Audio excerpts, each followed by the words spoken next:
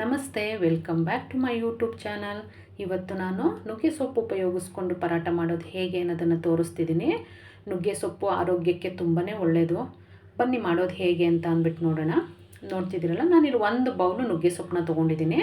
ಈ ಥರ ಎಲೆಗಳನ್ನ ನೀಟಾಗಿ ಬಿಡಿಸಿಟ್ಕೋಬೇಕು. ಕಡ್ಡಿ ಇರಬಾರ್ದು. ಕಡ್ಡಿ ಇದ್ದರೆ ನಮಗೆ ತಿನ್ನುವಾಗ ಬಾಯಿಗೆ ಹಾಗೆ ಸಿಗುತ್ತೆ. ಹಾಗಾಗಿ ನೀಟಾಗಿ ಕಡ್ಡಿಯಿಂದ ಸೊಪ್ಪನ್ನ ಸಪ್ರೇಟ್ ಮಾಡಿ ಇಟ್ಕೊಳ್ಬೇಕಾಗತ್ತೆ. ನೋಡ್ತಿರ್ಬೋದು ನೀವು. ಫ್ರೆಶ್ ಆಗಿರ್ತಕ್ಕಂಥ ನುಗ್ಗೆ ಸೊಪ್ಪನ್ನ ತೊಗೊಳ್ಳಿ, ತುಂಬ ಚೆನ್ನಾಗಿರುತ್ತೆ ರುಚಿ.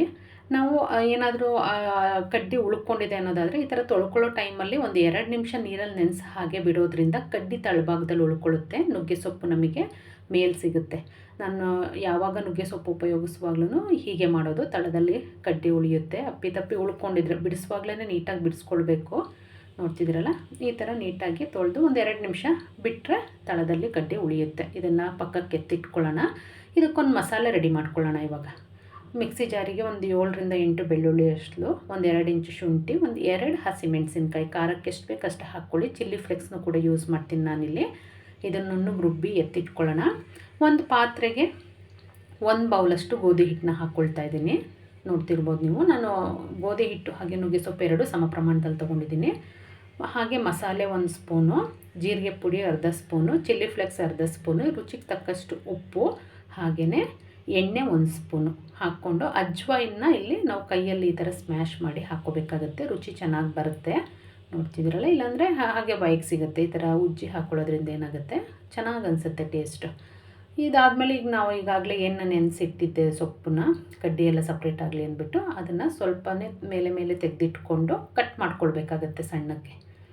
ಸಣ್ಣ ಕಟ್ ಮಾಡ್ಕೊಳ್ಳೋದ್ರಿಂದ ನಮಗೆ ಅದು ಬಾಯಿಗೆ ಹಾಗೆ ಸಿಗಲ್ಲ ಸೊಪ್ಪು. ಹಾಗಾಗಿ ಹಾಗೇನೂ ಕೂಡ ಹಾಕ್ಕೋಬೋದು. ತುಂಬ ಎಳೆ ಸೊಪ್ಪಾದರೆ ಹಾಗೆ ಹಾಕ್ಕೋಬೋದು. ಇಲ್ಲಿ ಮಿಕ್ಸ್ ಇದೆ ಎಳೆದು ಬಲ್ತಿರೋದೆಲ್ಲ. ಹಾಗಾಗಿ ಈ ಥರ ಕಟ್ ಮಾಡಿ ಉಪಯೋಗಿಸ್ಕೊಳ್ಳಿ, ತುಂಬಾ ಚೆನ್ನಾಗಿ ಅನಿಸುತ್ತೆ.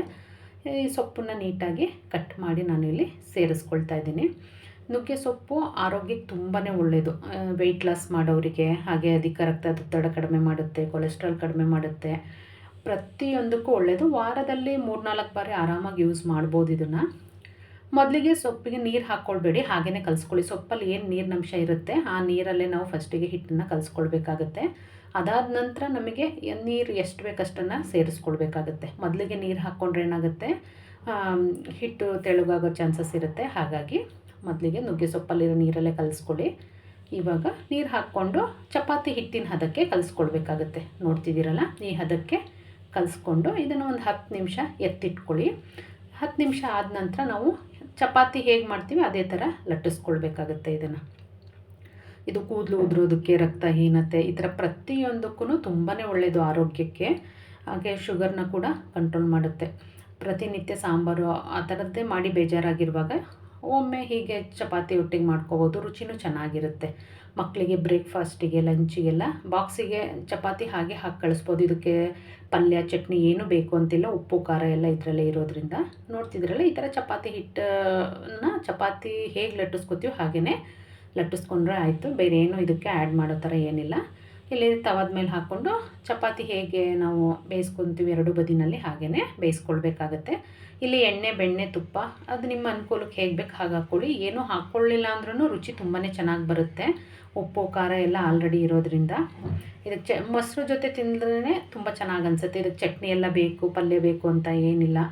ಎಲ್ಲಾದರೂ ಟ್ರಿಪ್ಪೆಲ್ಲ ಹೋಗುವಾಗ ಈ ಥರ ಮಾಡ್ಕೊಂಡು ಹೋದರೆ ತಿನ್ನೋದಕ್ಕೂ ತುಂಬಾ ಚೆನ್ನಾಗಿ ಅನಿಸುತ್ತೆ. ರುಚಿ ಕೂಡ ತುಂಬ ಚೆನ್ನಾಗಿರುತ್ತೆ. ಹಾಗಾಗಿ ಮನೆಯಲ್ಲಿ ಮಾಡ್ಕೊಳ್ಳಿ. ನೋಡಿ, ಈ ಥರ ತುಂಬ ಸಾಫ್ಟಾಗಿ ಬರುತ್ತೆ ಚಪಾತಿ. ತಿನ್ನೋದಕ್ಕೂ ತುಂಬ ರುಚಿಯಾಗಿರುತ್ತೆ. ಇದು ಮೊಸರು ಜೊತೆ ನಾನಿಲ್ಲಿ ಸರ್ವ್ ಮಾಡ್ತಿದ್ದೀನಿ. ನಿಮ್ಗೆ ಬೇಕಂದರೆ ಚಟ್ನಿ ಪುಡಿ, ಚಟ್ನಿ ಏನು ಬೇಕಾದರೂ ನೀವು ಮಾಡ್ಕೋಬೋದು. ಬಟ್ ಮೊಸರು ಜೊತೆಗೆ ತುಂಬ ಚೆನ್ನಾಗಿ ಅನಿಸುತ್ತೆ ಕಾಂಬಿನೇಷನ್ನು.